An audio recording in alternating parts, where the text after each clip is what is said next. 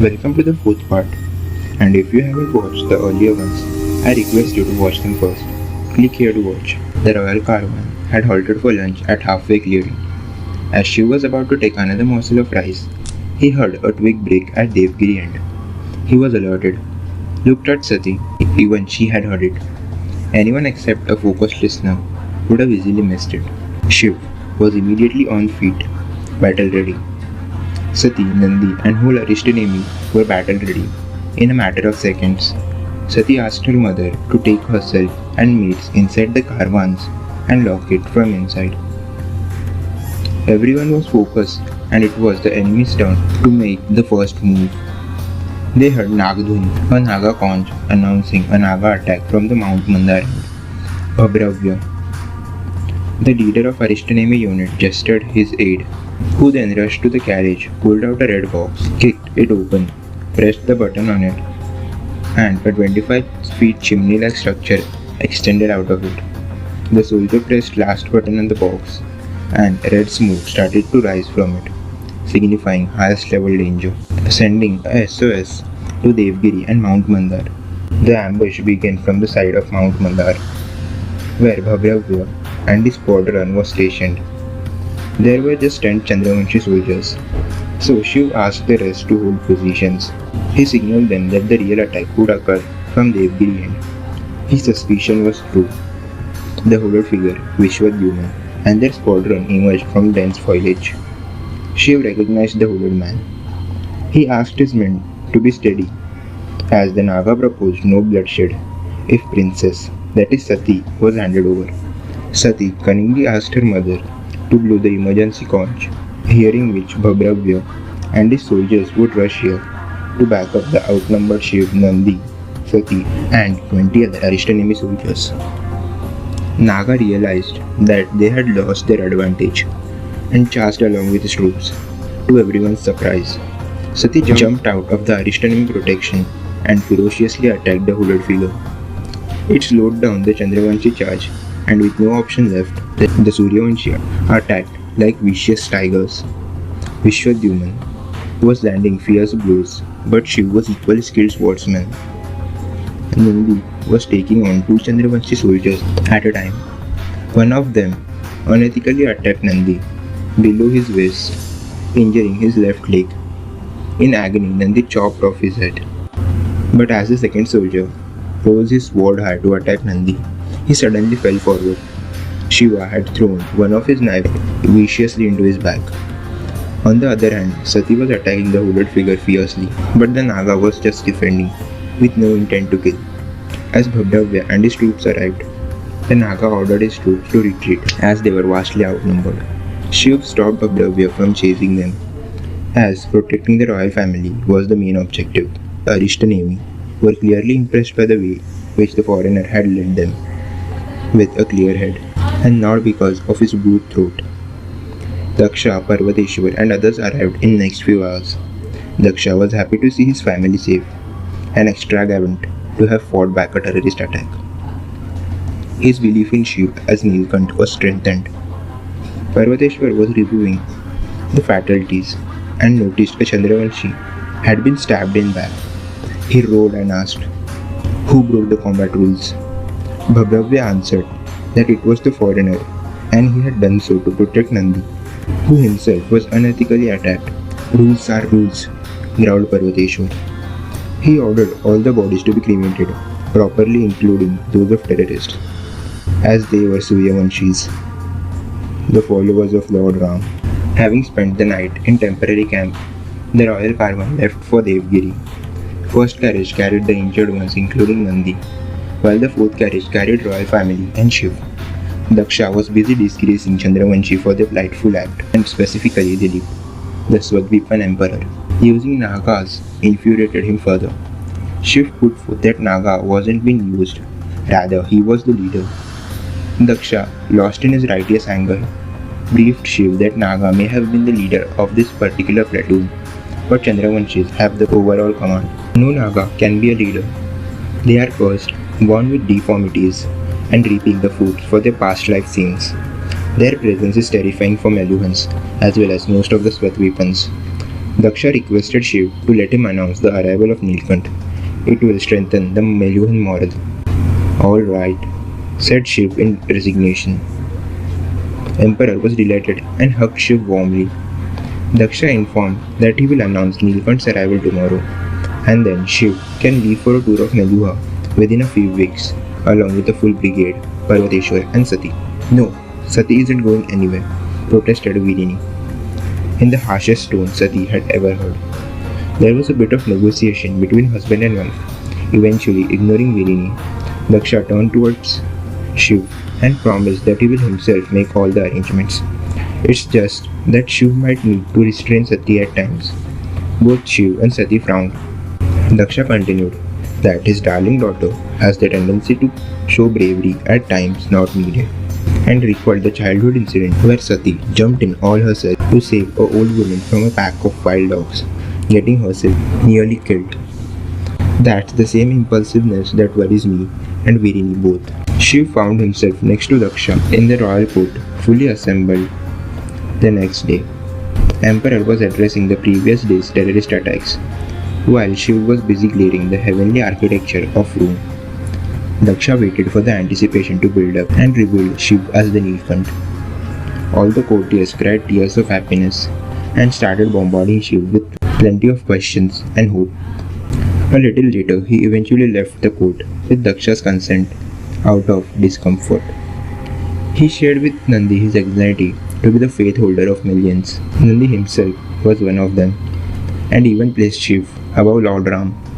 While Shiv was discussing how Meluhan rules and ethics could lead to their own downfall, as they are facing a cold-blooded enemy like Chandravanshis and Nagas. The preparations for Kingdom Tour were in full swing, among which Shiv managed to attend Sati's dance lessons. Obviously, friendship between them was growing, but she showed no emotions or feelings towards Shiv. Meanwhile, Shiv's tribe was in Devgiri too. He was delighted to reunite with Bhadra, who got the name Veerbhadra as he saved a caravan leader from Tiger's attack en route to Devgiri. Bhadra confirmed with Shiv if he was really fine with this destroyer of evil thing and not doing it just as a plea to his past. Shiv responded that although this Meluhan seemed to be mad, he felt from deep within that he can be of some help. Veerbhadra was to accompany Shiv too, as their tribe settled in Devgiri and was allotted appropriate jobs. Brahaspati requested to accompany Nilkant as well, since he and his team had to pick up some chemicals from Kalachappa for a critical experiment. Even Ayurvati, who returned with the tribe from Kashmir, joined them as well. Finally, the day arrived. The entourage was set. They would travel by road to Kotdwar city, then take boats to the port city of Karachappa, move due east to Lothal, and finally move inland to Saraswati's Delta, and northwards by boat to Devgiri again. On the way to Lothal, Shiv asked about Manu, as he had often heard him to be referred as the father. Lord Manu was the... Both Sati and Brahaspati answered simultaneously, and stopped on hearing each other. Sati was modest and asked Chief Scientist to continue, but Brahaspati knew whose voice would Shiv prefer, and asked the princess to proceed. Sati said she can't supersede Brahaspati ji. Finally, Shiv had to intervene, and Brahaspati accepted, saying, "Alright, don't turn blue all over now." Shiv found it hilarious and suggested Brahaspati to continue with his humor, as he might actually make someone laugh in 100 years. Sati was getting a bit uncomfortable, but she was fine realizing that Chief Scientist of Meluha was okay with it, and she owed her life to Shiv, not once, but twice. Brahaspati told Shiv that Lord Manu was a prince from South India, formerly known as Sangama Tamil.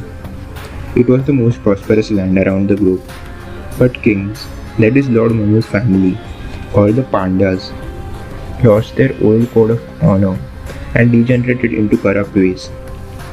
Lord Manu had foreseen the coming destructions, as due to the unrighteousness of Pandya family and the people of the kingdom, they had to face God's wrath. The sea levels rose exponentially, drowning complete cities. Lord Manu and his followers journeyed up north to highlands to a place called Mehergarh, that is present-day Balochistan. He gave up his princely robes, became a priest, and prayed until the anger of gods faded, cause of which the advancing sea levels lowered too. Hence the term Pandit or scholar is derived from his family name Pandya. When Lord Manu and his followers descended from Mehergarh, they found that Indus, Saraswati, Yamuna, Ganga, Sarayu and Brahmaputra, which were only rivulets in North India, had swollen up and 6 great rivers had emerged. That's why the land came to be called as the Sapta Sindhu. Lord Manu stated that it had happened due to the melting of glaciers in Himalayas as there was a rise in temperature, which was again associated to the wrath of gods. Shiv questioned that Brahaspati had only mentioned 6. He cleared that the 7th one is Narmada, which is the southern boundary, and no Suryavanshi or Chandravanshi is allowed to cross it. At a short distance from Karwan, there was a small platoon moving swiftly and silently carrying small and light boats made of bamboo, cane and ropes, which were portable and could easily carry 2 men. Vishwadhyuman followed the hollow figure. They had to meet the queen at Karachappa before launching the final attack. As the densely populated areas arrived, they would use the boats to avoid detection. Vishwadhyuman was rowing at one such instance, carrying his sword. The Nagas spotted 2 women splashing water, careless of how dangerously their boat was swaying. He ordered Vishwadhyuman to row towards them as he saw a crocodile approaching. The crocodile dashed the boat with full force, and both the women were in open waters now. The amphibian went a little ahead while dashing, and that's where the Naga caught hold of him, and a fierce battle started underwater. The soldiers hoped that the resurfacing blood did belong to their lord. Meanwhile, Vishwadhyuman managed to get one of the women on shore. The Naga came out bathed in crocodile's blood and brought other lady to the shore as well. She was unconscious, but as the first lady saw the giant figure emerging from river with her friend on shoulder and covered in blood, she was terrified. The mask on his face came undone and slipped. That woman fled saying, "Help! A Naga is eating my friend, help!" Vishwadhyuman saw pain and a shaken soul in his lord's eyes. The Naga put back his mask and stopped Vishwadhyuman from chasing and slaying the ungrateful lady they had just saved. He ordered the soldiers to revive the unconscious one, even at the risk of someone arriving. The royal party was having lunch. Parvateshwar was amongst his boys, his soldiers as he called them. He spotted a female figure approaching from the rear end. As she was addressing one of the captains, the incident at the river, Parvateshwar joined in, and so did Shiv. Parvateshwar was hesitant at first. He rushed and helped according to his Kshatriya dharma, but his orders were clear: to protect the caravan at all costs. But on the other hand, Shiv drew out his sword in a smooth motion and started following the lady. There was a bit of respect in Parvateshwar's eyes for him now. He ordered the captain to follow along with his platoon. They reached the spot after half-hour long hard run to find the woman resting and regaining her consciousness. Shiv scanned the area and revealed that the crocodile had been killed and not her friend. That means a Naga saved her life. It left both Shiv and Parvateshwar thinking. In the evening, Sati, Ayurvati and Kritika were in veranda, absorbed in a serious conversation, whereas Shiv, Nandi, Bhadra, Brahaspati were seated around a campfire, and Parvateshwar, as always, was amongst his boys. Brahaspati noticed Shiv staring at Sati for small intervals and nodded. He understood what Shiv was longing for. Veerbhadra and Shiv passed Chilam to each other. Veerbhadra knew what his friend needed: dance and music. Don't you people sing and dance in this wretched country? He asked. Nandi was offended and clarified that the country isn't wretched, and they do dance on occasions like Holi. Bhadra playfully brought his hands together in a mock apology. But the greatest joy is derived from dancing, when you do it for no reason at all, said Veerbhadra. Shiv agreed to it, and Nandi immediately fell silent. Without any warning, Bhadra burst out into one of his regional songs, which was of course one of Shiv's personal favorites. Veerbhadra and Shiv were soon dancing and singing around the campfire. They pulled in Brahaspati and Nandi too, who were hesitant initially, but were soon into the flow. Shiv darted out of the circle to pull in Sati from veranda. She was flabbergasted and denied. Shiv asked if she can dance while he and Guruji watched. Then why not now? That was for the pursuit of knowledge, replied Sati. He was frustrated and asked Ayurvati to come. Before she could think on course of action, Shiv took her hand and pulled her into the circle. Veerbhadra managed to bring in Kritika. Sati was agitated and returned into the guest house. The gang was dancing boisterously. Shiv's anger increased when he saw veranda empty. He returned to dance with a strange mixture of delight and pain. As he turned towards the rest house, he could see a shadow behind the curtain, staring at him, only him. Wow!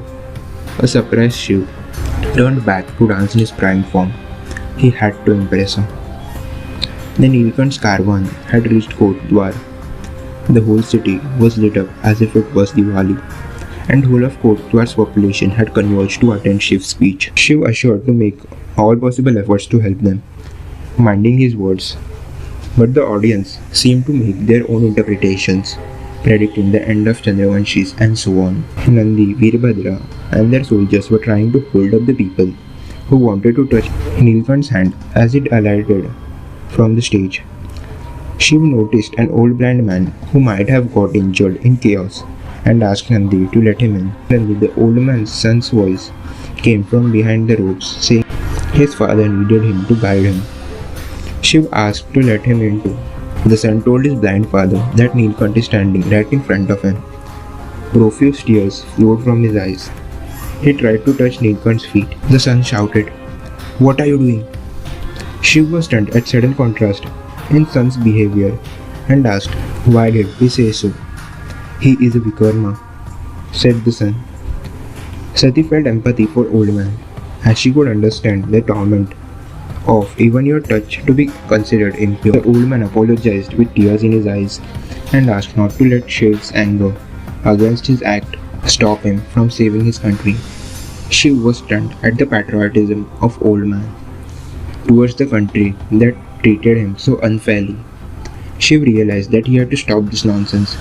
He bent forward and touched the old man's feet, saying, "Bless me, sir, so that I can find strength to fight for a man as patriotic as you." The son trembled in disbelief as he supported the limp body of his father, who realized what the Nilkant had just done.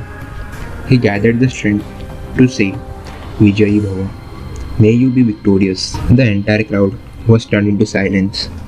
Shiv had not only touched a Vikarma, but asked for his blessings too. He turned and saw anger in Parvateshwar's eyes. The law had been broken, boldly, shamelessly, and publicly.